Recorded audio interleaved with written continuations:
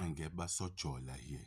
In this video, we'll be basically discussing what's known as agromining or phytomining.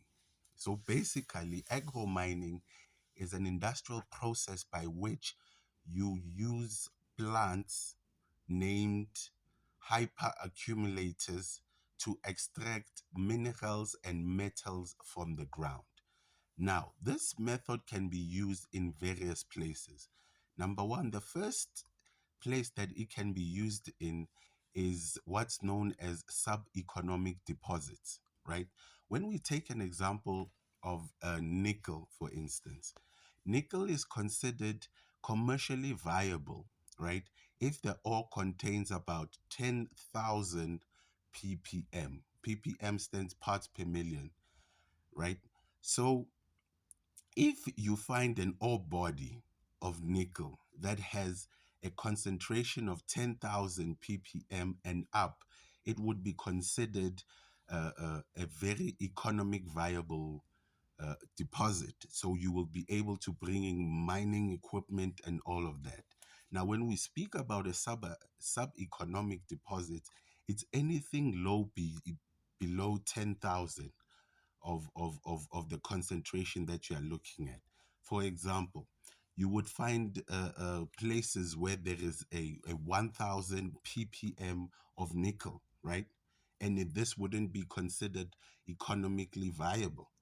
But when we use this method called agro mining or phytomining, it it becomes possible to actually extract whatever nickel is there, right?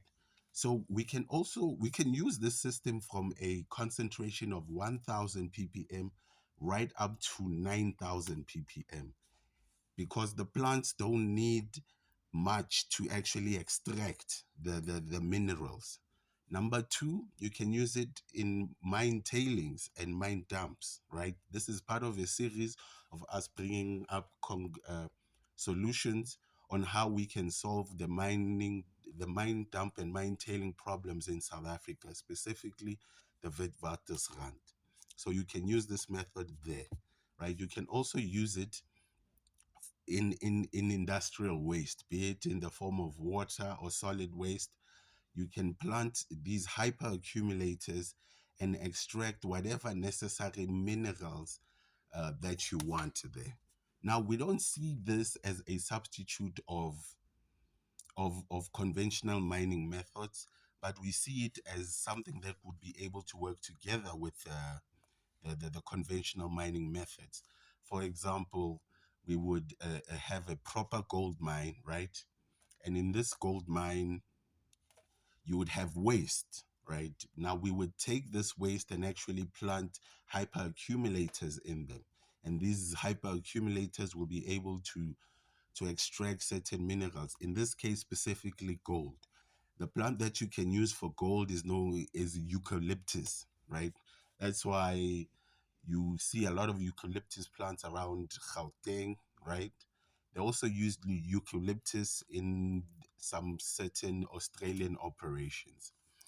So basically, the way this thing works is that you plant certain plants in an area which is high in, let's say, gold or nickel or zinc or lead or cadmium or whatever that you want to extract, right?